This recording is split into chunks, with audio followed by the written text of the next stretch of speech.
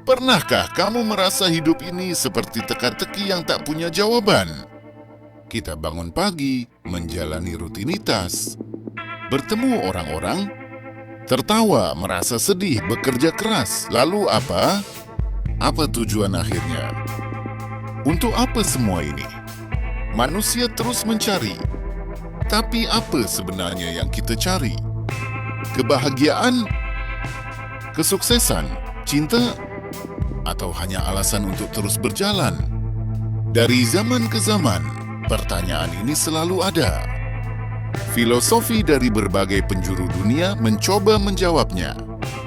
Tapi semakin banyak jawaban ditemukan, semakin jelas bahwa mungkin pencarian itu sendiri adalah jawabannya.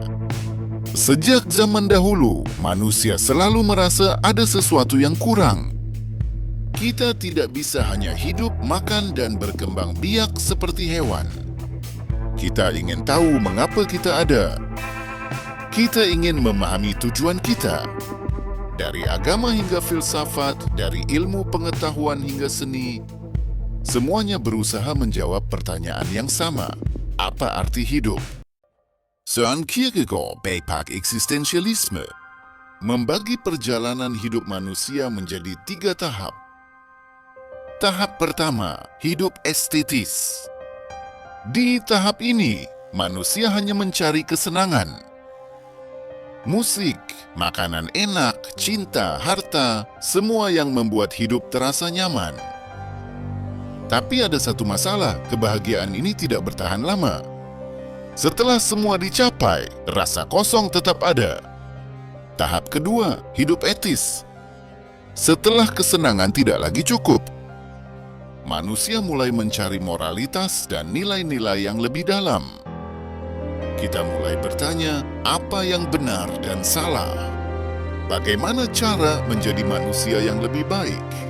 Tapi bahkan moralitas pun seringkali terasa ambigu dan penuh kontradiksi. Tahap ketiga, lompatan iman.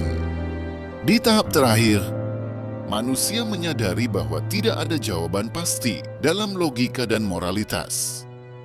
Pada akhirnya, kita harus memilih sesuatu yang lebih besar dari diri kita sendiri. Ini adalah lompatan iman, mempercayai sesuatu tanpa bukti. Entah itu Tuhan, takdir, atau prinsip hidup yang lebih tinggi. Lalu datang Friedrich Nietzsche. Dengan gagasannya yang mengguncang dunia, Tuhan telah mati. Bukan berarti Tuhan secara harfiah mati, tapi manusia modern tidak lagi berpegang pada nilai-nilai lama. Kepercayaan pada agama, tradisi, dan norma sosial mulai runtuh. Jika dunia ini tak punya jawaban, Nietzsche berkata, maka kita sendirilah yang harus menciptakan makna. Kita harus menjadi Übermensch, manusia unggul, yang berani menentukan jalannya sendiri, tanpa bergantung pada dogma lama. Nietzsche mengajarkan bahwa kebebasan sejati adalah ketika kita berani menentukan tujuan hidup kita sendiri, bukan mengikuti apa yang dikatakan orang lain. Jean-Paul Sartre membawa ide ini lebih jauh. Ia berkata, eksistensi mendahului esensi, artinya kita lahir tanpa tujuan. Tidak ada rencana ilahi, tidak ada takdir. Hanya kebebasan mutlak untuk memilih. Tapi kebebasan ini datang dengan konsekuensi. Jika kita bebas, maka tak ada yang bisa kita salahkan atas hidup kita selain diri kita sendiri. Itulah sebabnya kebebasan bisa terasa begitu menakutkan.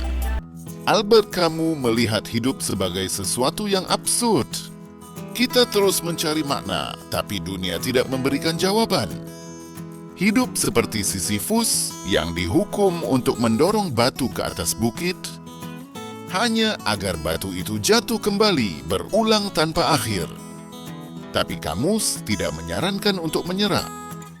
Sebaliknya, ia berkata, kita harus membayangkan Sisyphus bahagia karena makna tidak ditemukan di ujung jalan. Makna ada dalam perjalanan itu sendiri. Di timur, filsafat memiliki pendekatan berbeda.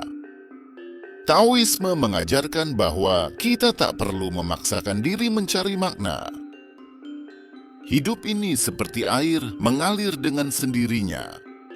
Jika kita melawannya, kita akan terseret. Jika kita mengikutinya, kita akan menemukan ketenangan. Zen Buddhisme juga mengajarkan bahwa makna tidak perlu dicari.